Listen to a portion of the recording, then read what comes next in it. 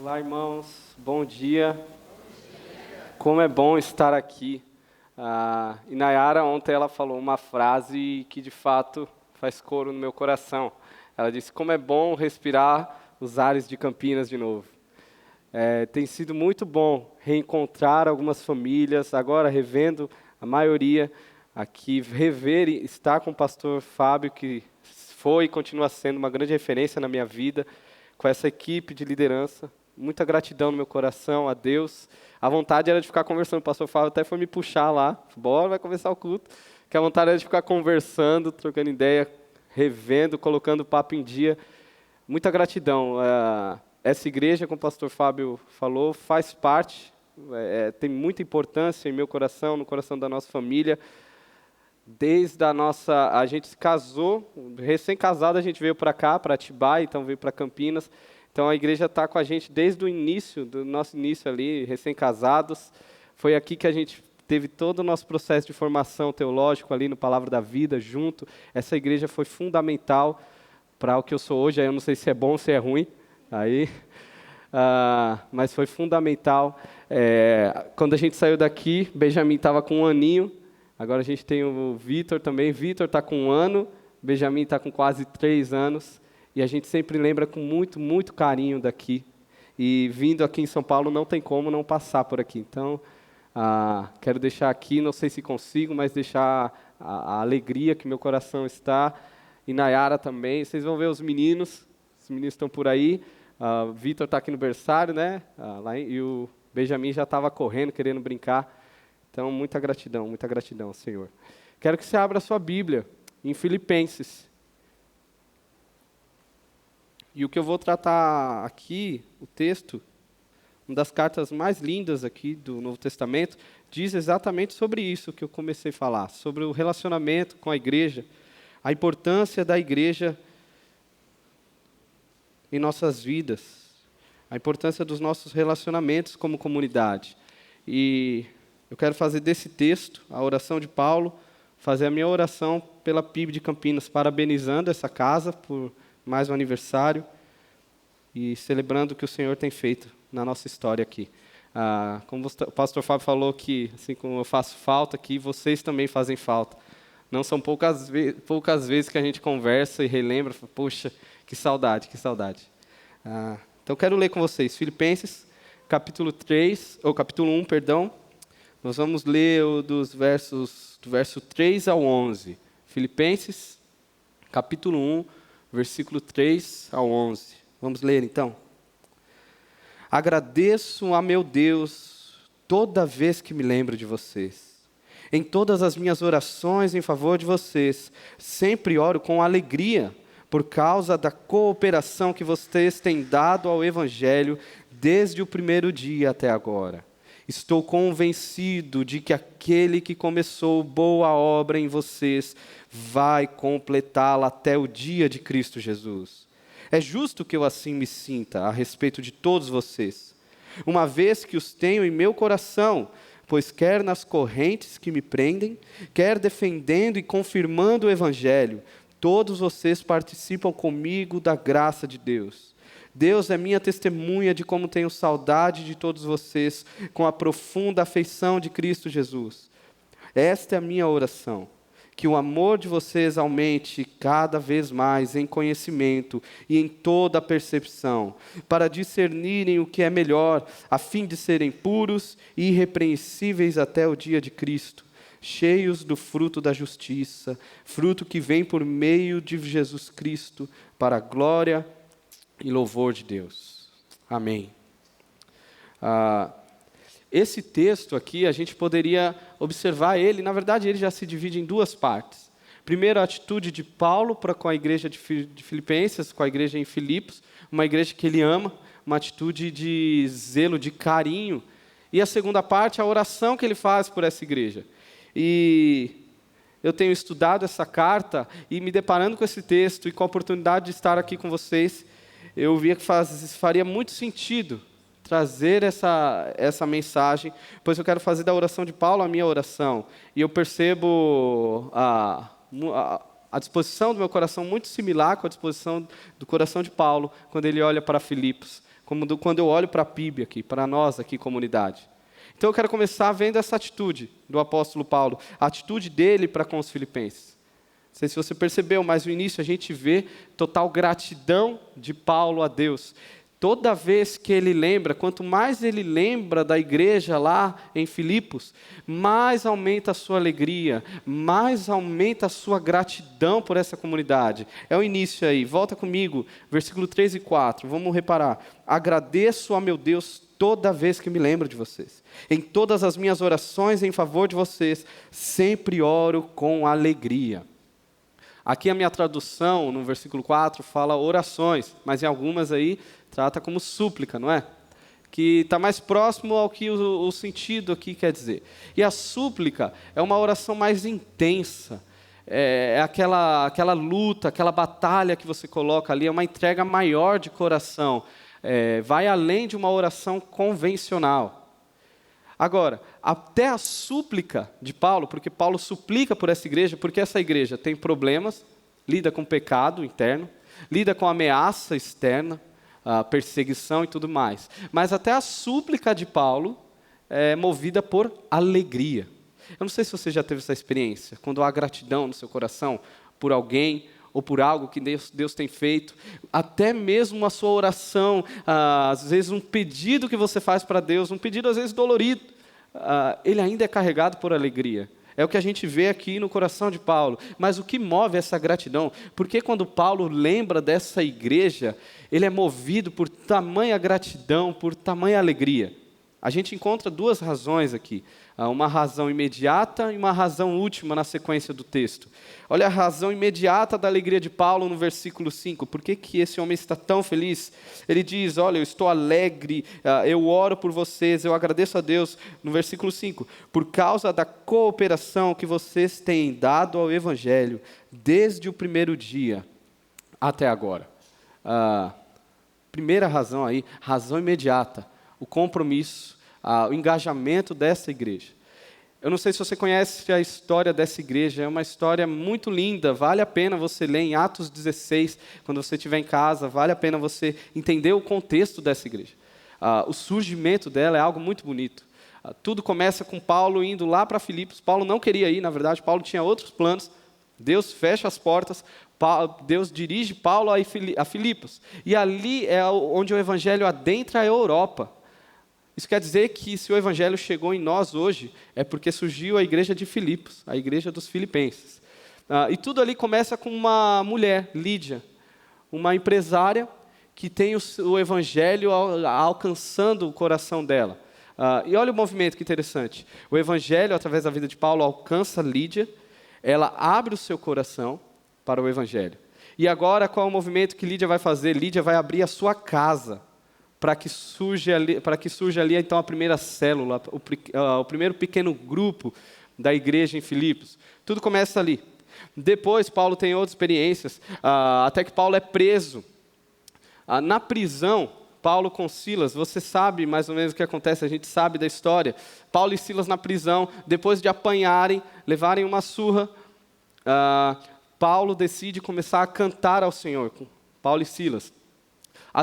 Os portões da cadeia caem, o carcereiro fica desesperado, porque ele sabe que aquilo cairia como culpa para ele.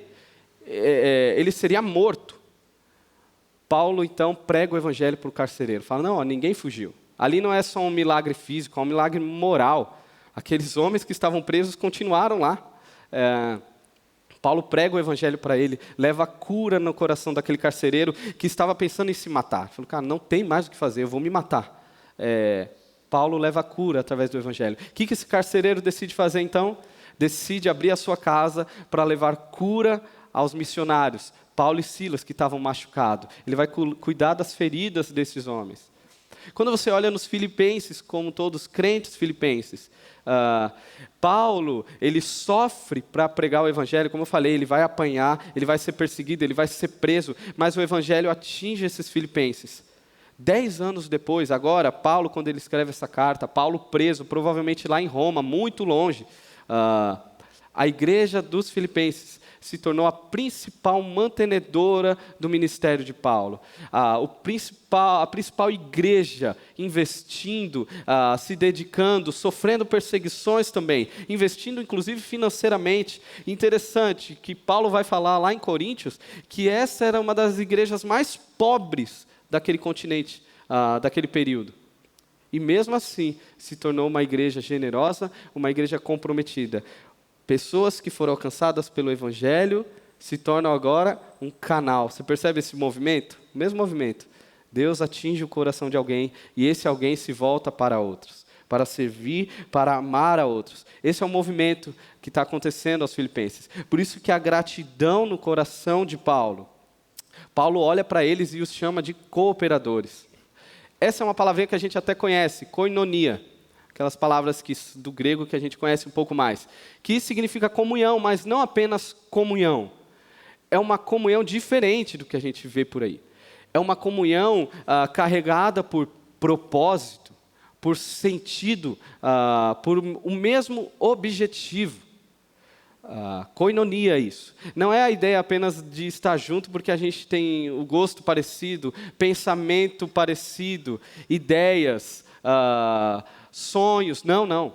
É uma comunhão que extrapola tudo isso. É uma comunhão que nos carrega devido ao nosso único objetivo e ao nosso único fundamento. O fundamento é a cruz de Cristo. Ela nos une. E o objetivo é a glória de Jesus. Essa é a koinonia, a comunhão, e Paulo está agradecendo, Paulo está olhando para eles, está falando assim, olha, depois de 10 anos, de tudo aquilo que eu vivi com vocês, se passaram 10 anos, e vocês continuam firmes, vocês continuam unidos, com o mesmo propósito, com a mesma visão, vocês são cooperadores do Evangelho. Aqui não é um impulso passageiro, acho que você já vivenciou isso. Todo aquele que tem um coração já passou por isso, né? Aquela fase quando você termina o ensino médio, ensino fundamental, para alguns já faz um pouquinho de tempo a mais, aí você lembra o primeiro grupo que você viveu, seja a faculdade, uma célula, não sei. Quando aquele grupo termina, o ensino médio acaba, o que acontece? A gente se junta, todo mundo fala, cara, a gente, para sempre, infinito e além, estamos juntos, nada vai nos separar. Eu vou ser padrinho dos seus filhos. Você vai estar no meu casamento, não é? E às vezes é geral, todo mundo junto. Passa um ano e você percebe que não vai rolar nada disso. Sobra um ali no máximo, não é? 1 ou 2 e olhe lá que sobra. Ou aquele impulso de retorno do acampamento, sabe? Você volta, cara, vamos mudar o mundo, vamos mudar Campinas para a glória de Deus. E às vezes esse impulso acaba esfriando. Não é sobre isso que Paulo está falando. Koinonia não é isso. Não é um impulso passageiro aqui, mas é um princípio duradouro. A razão imediata da gratidão de Paulo a Deus é porque ele olha para a igreja dos Filipenses e percebe uma igreja unida, com o mesmo propósito. Uma igreja em koinonia. Razão imediata. E uma razão última, aqui, da gratidão de Paulo. Versículo 6. Olha comigo o versículo 6 aí. Estou convencido de que aquele que começou boa obra em vocês vai completá-la até o dia de Cristo Jesus. Um dos textos mais conhecidos da Bíblia, né? E também um dos mais bonitos, com certeza. Um texto que fala sobre salvação. É bom, às vezes, para você alinhar o seu coração sobre como que é a salvação, como que se dá. Você percebe nesse texto, e diante de toda a narrativa bíblica, que salvação é coisa de Deus. Aquele que começou a boa obra irá completá-la. Não somos nós que seguramos a mão de Deus, mas sim o próprio Deus que nos alcançou e é o próprio Deus que segura as nossas mãos. E se um dia Deus segurou as tuas mãos, fique tranquilo, nada e ninguém, inclusive você, pode te tirar dele. Uma vez que você é alvo do amor de Deus, eternamente você está seguro no seu amor. Aquele que começou boa obra, ele irá completá-la até o dia de Cristo Jesus. Mas esse texto não diz primariamente sobre uma ação individual, uma ação em mim, mas a ênfase é uma ação que acontece através de mim. O Deus que me alcançou, ele vai me usar para alcançar outros. O fim de Deus, o fim último da obra de Deus não é o meu coração, mas para que o meu coração agora sirva a Ele em prol do alcance de outros. A gente até gosta de cantar, né? Que Deus deixou as 99 ovelhas para nos alcançar. E de fato, a questão é que nós não somos eternamente a 100ª ovelha que Deus vai buscar, vai ficar buscando, não. Quando Deus me alcança, agora eu me torno pertencente ao grupo das 99. E agora nossa missão é alcançar outros. Esse é o movimento que Paulo está falando aqui. Filipenses, olha o que Deus começou a fazer em vocês. Que obra incrível. Fiquem tranquilos, que não existe ameaça externa. Não existe nada que possa acontecer aí para parar a igreja do Senhor. Essa igreja vai avançar, ela está avançando. A obra de salvação, ela não é algo individual apenas. Deus trata na nossa individualidade. Deus sabe o meu nome, Deus sabe o seu nome. Deus não te trata como no genérico, no povo, né? Deus não trata assim, Deus nos trata pelo nome. Mas a partir do momento que Deus me alcança na minha individualidade, Ele me apresenta o quê? A comunidade. Agora você pertence ao corpo de Cristo. O fim último não é você. É mais ou menos a ideia do tijolo, sabe? Eu não faço ideia como que um tijolo é feito, mas eu imagino que dê trabalho. Agora, o fim último de um tijolo não é o tijolo. Imagine você vai construir uma casa, e aí lá o responsável pela obra te entrega vários tijolos separados, ou um tijolo muito bonito, feito com as iguarias de Campinas e região. O que você vai fazer com esse tijolo? Absolutamente nada, não é? Não serve para nada. É assim o crente. A obra que Deus está fazendo em você não acaba em você. Por isso que é a igreja. O tijolo precisa estar com outros, e assim o seu fim último será revelado. Que seja a casa, seja o prédio, seja a construção. É o que Deus está fazendo. Se Deus te alcançou, Deus te chama agora à vida em comunidade. Você faz parte da construção de Deus. Não é um fim egoísta. A razão última, então, de Paulo, quando ele olha para os filipenses e agradece a Deus, é porque ele sabe que esse ato de perseverança dos filipenses só é possível porque Deus tem perseverado neles. O que os filipenses estão fazendo nada mais é do que uma ação sustentada pela perseverança do próprio Deus. Paulo confia na obra de Deus na vida desses homens. A perseverança deles é uma evidência da obra de Deus. Olha que encorajamento. Paulo estava preso aqui, na escuridão de uma cadeia, na solidão de uma cadeia. Paulo está levando um baita encorajamento à sua igreja tão amada, mostrando para eles que eles podem confiar em Deus, independente, na verdade a sua prisão, ele vai falar em Filipenses, na verdade vai redundar em louvor a Deus também. Olha, vocês não precisam temer, é Deus quem está na frente, a obra vem de Deus. A mesma mensagem a gente pode pensar aqui para nós. A obra que Deus começou na primeira igreja batista de Campinas, Ele irá completá-la até o dia de Cristo Jesus. Irmãos, independente do que vai acontecer aí, estamos aí em vias das eleições, independente de se A ou B, independente do que vai acontecer, nós temos a certeza definida de que a obra que Deus começou, nada e ninguém pode parar. O que Deus tem a fazer na PIB de Campinas, Ele irá fazer. Nem nós conseguimos atrapalhar isso. Isso merece nosso louvor a Deus, a nossa gratidão a Deus. Quando nós pensamos nessa obra, nessa gratidão de Paulo a Deus, e olhamos para nós devemos primeiro ter essa gratidão no coração, quando olhamos para os nossos irmãos. Quando você vê uma família sendo restaurada, casamento sendo restaurado, aquele homem tendo uma mudança de mentalidade pelo poder do Evangelho, aquela menina se encontrando em Jesus, entendendo quem ela é em Jesus, vidas sendo restauradas, isso deve gerar gratidão em nós, não é? Uau, estamos participando da grande obra do Evangelho. Somos testemunhas do que Deus está fazendo, você deve se alegrar. E uma outra ação que deve acontecer no seu coração é ter paciência.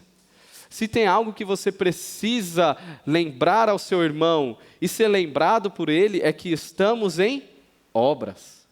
O seu irmão está em obras. Eu estou em obras. Se tem um negócio que eu falo para a Inayara, é isso. Corriqueiramente, aí, eu cometo alguns deslizes, vacilo lá em casa, faço quando deveria fazer.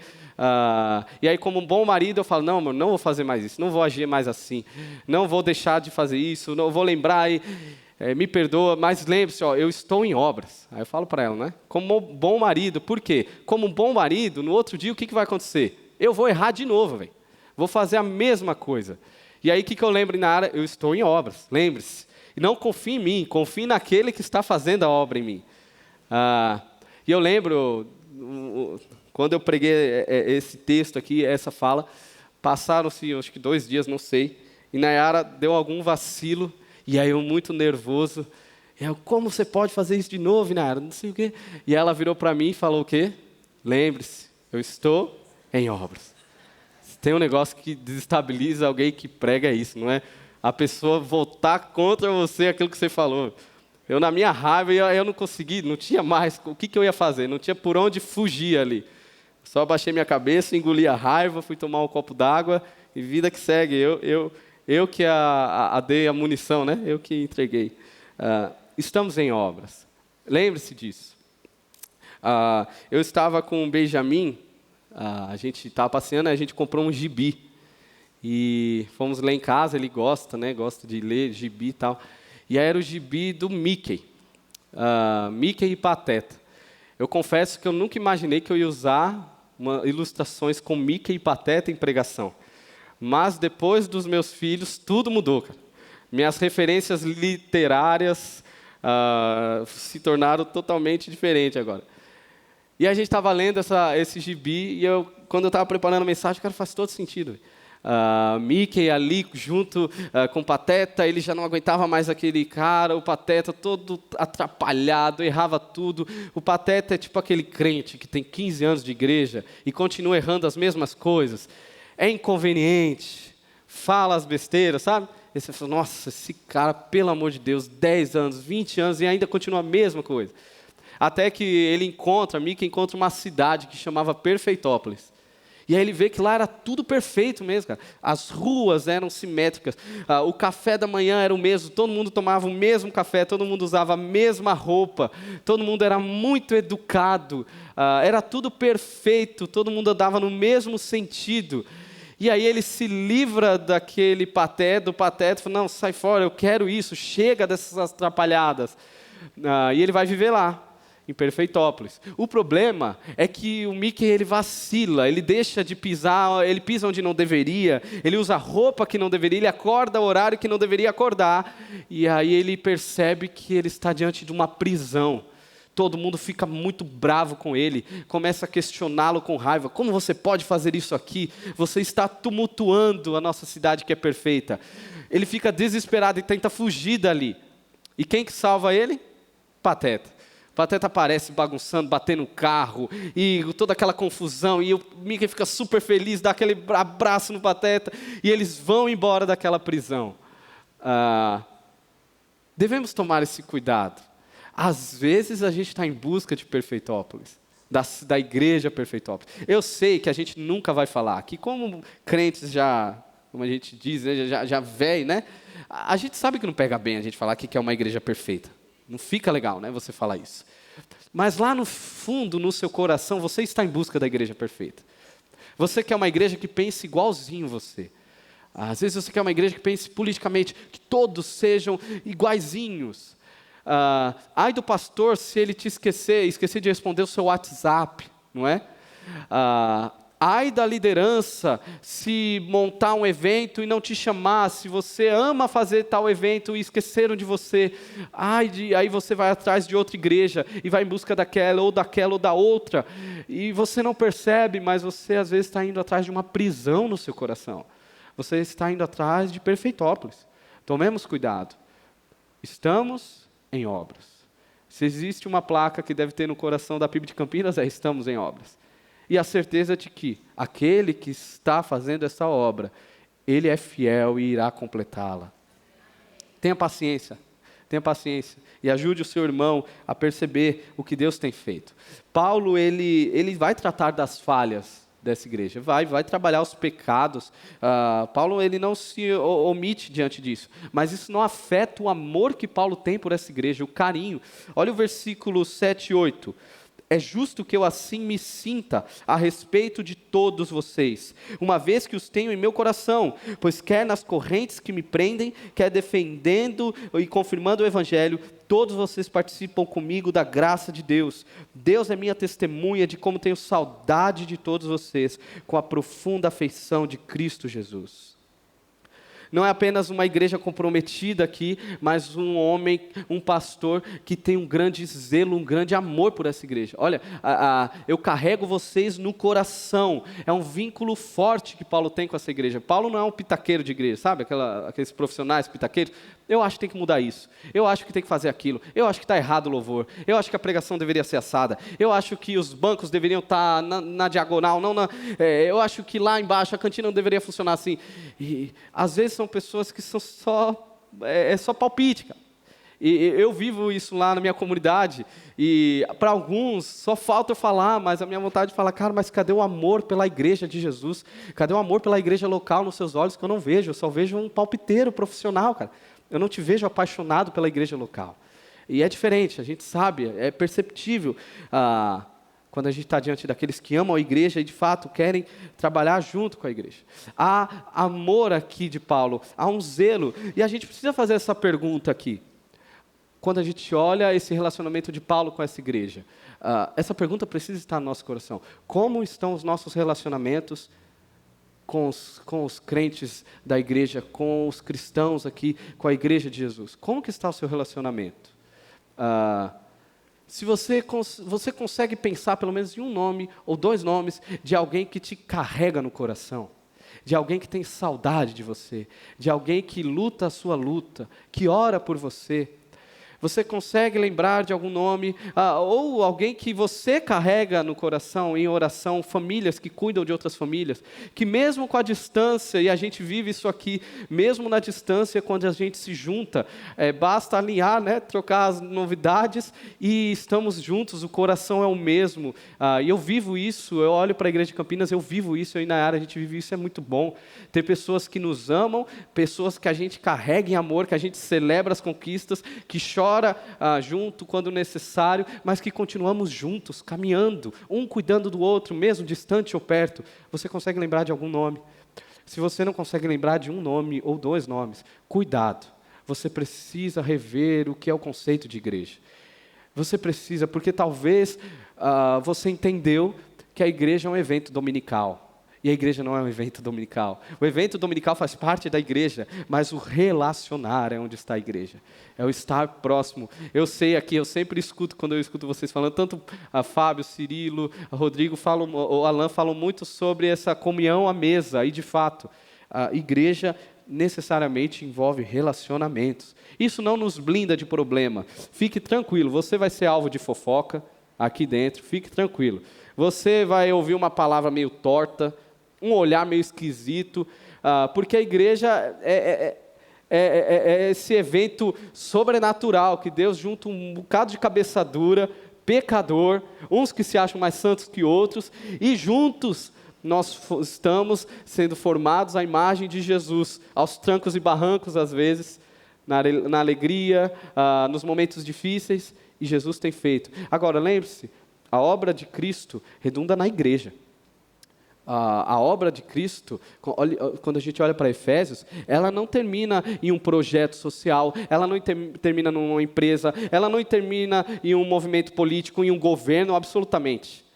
A obra de Jesus, ela redunda em um povo, que ele chama de igreja. O povo com o qual ele decidiu morrer e nos salvar. Essa é a atitude de Paulo, a atitude de gratidão, de louvor a Deus, de levar essa igreja no coração. Como tem sido a nossa atitude como igreja batista, como primeira igreja batista em Campinas. O amor um pelo com o outro. Que essa seja a atitude. E aqui eu vou para final aqui, né, a oração de Paulo, então, a oração que ele faz por essa igreja que ele tanto ama. Versículo 9, olhe comigo. Esta é a minha oração, que o amor de vocês aumente cada vez mais em conhecimento e em toda a percepção. Versículo 10, para discernirem o que é melhor, a fim de serem puros e irrepreensíveis até o dia de Cristo, cheios do fruto da justiça, fruto que vem por meio de Jesus Cristo para a glória e louvor de Deus. Paulo, a oração aqui, eu vou fazer uma síntese, a gente poderia gastar muito tempo aqui, que é uma oração muito bonita, mas Paulo aqui ele não ora por nada novo nessa igreja. Na verdade, o que ele está orando é por uma potencialização daquilo que a igreja já tem. A igreja já tem o amor de Deus. Paulo está orando para que essa igreja cresça no amor de Deus. E não é apenas no exercício do amor.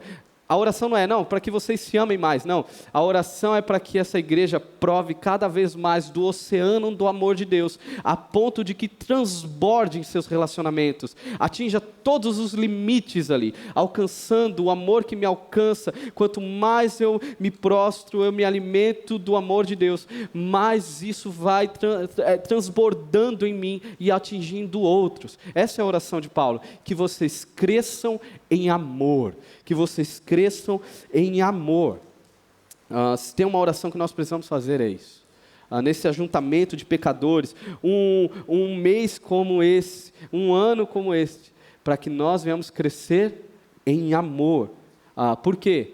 Nós fazemos parte da koinonia, e a comunhão é o resultado da obra de Jesus. Você quer medir a espiritualidade de uma igreja? Você pode olhar o púlpito, sim. Você pode olhar os louvores, se estão cantando o que de fato é o Evangelho, se está sendo pregado. Mas, principalmente, se você quer medir a espiritualidade de uma igreja, olhe para os relacionamentos dessa igreja. Olhe para o amor que há nessa igreja. E ali a gente consegue ver o Evangelho presente, pulsando nessa comunidade. Cresçam no amor. Como que a gente pode fazer isso? É a sequência do texto aí.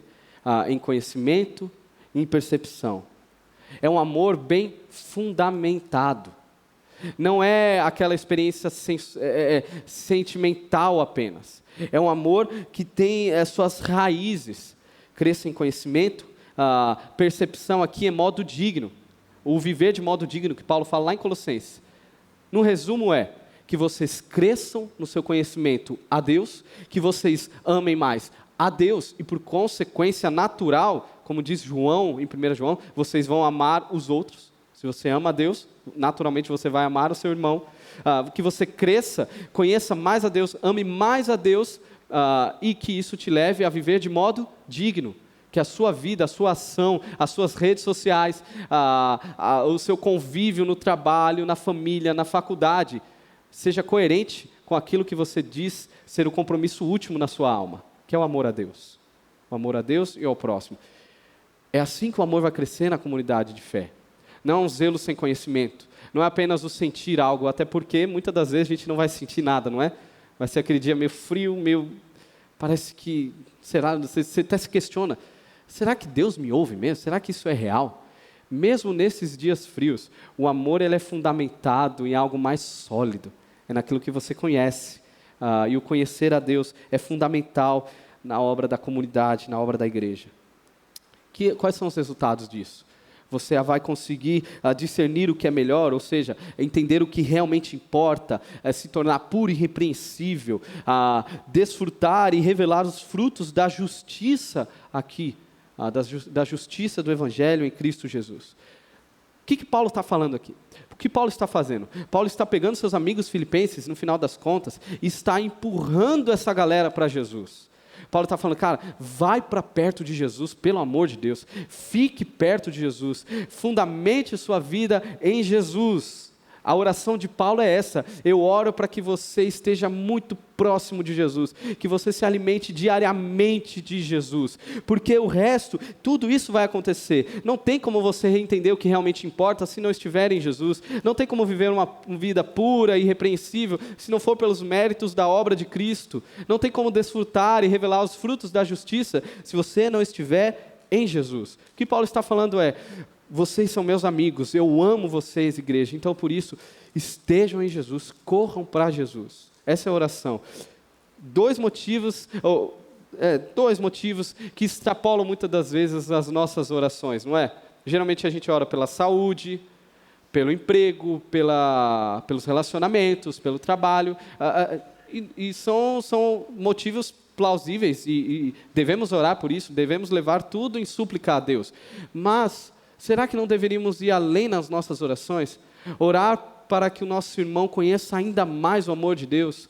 Orar para que nós, como comunidade, venhamos crescer ainda mais em Deus, que venhamos ser uma igreja que desfruta e propaga o amor de Deus, que revela o amor de Deus lá fora e aqui dentro. É a isso que Paulo nos chama, é isso que Deus nos chama. Interessante que a oração de Paulo, ele faz essa oração em Efésios, Colossenses e Filipenses, oração muito parecida. E a máxima é sempre essa, que Deus os fortaleça a propagar o Evangelho e que Deus os faça crescer como comunidade, em comunhão, crescendo em quem Jesus é. A minha oração para a PIB de Campinas, que vocês continuem expandindo, sendo uma igreja viva que propaga o Evangelho por meio de várias frentes, que Deus dê muita criatividade a vocês, que eu me sinto pertencente, eu falo vocês, mas eu quero falar nós, que Deus nos use ainda mais em Campinas e onde Ele nos levar, e que Deus nos faça crescer como comunidade, cuidando um do outro, para a glória e louvor de Deus. Que Deus aumente o seu amor pela igreja de Jesus. Que Deus te faça, que Deus potencialize aquilo que já há em você.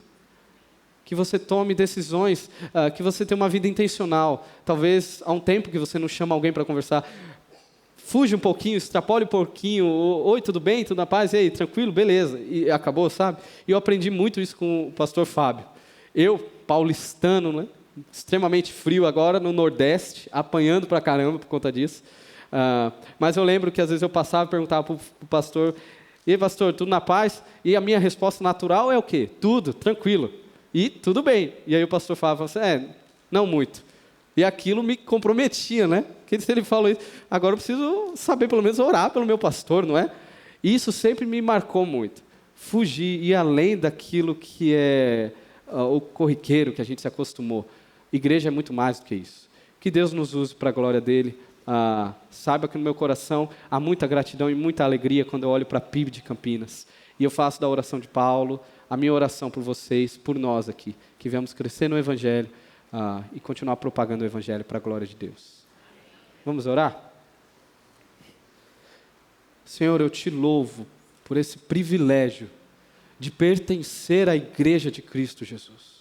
Que Deus nos livre da maldição de não ser igreja. Que Deus use cada um aqui para alcançar vidas, para levar o teu amor através do teu cuidado, através da tua mensagem de esperança aos aflitos, aos necessitados, seja na rua, nessa rua aqui, seja nos nossos encontros, nas nossas faculdades, trabalho, que Deus nos use. Que o Senhor aqueça os nossos corações a ponto de transbordar este amor que nos alcançou um dia, a levar a esperança para aqueles que necessitam. Que o Senhor nos use para a tua glória. E eu oro para que os relacionamentos aqui nessa igreja cresçam cada vez mais, que sejam relacionamentos intencionais, de cuidado, de zelo, que se há alguém aqui que ao pensar em algum nome o qual carrega no coração não conseguiu chegar em ninguém, que o Senhor desperte essa vida hoje, para que ela consiga entender o privilégio, o prazer de ser igreja. Que o Senhor nos use, Pai. Que o Senhor feche as brechas da primeira igreja batista de Campinas, para que a gente consiga olhar para o outro com cuidado, com amor. Que essa igreja seja um grande canal da tua glória, porque eu estou bem certo que a obra que o Senhor começou na primeira igreja batista de Campinas, o Senhor irá completá-la, em nome de Jesus, amém.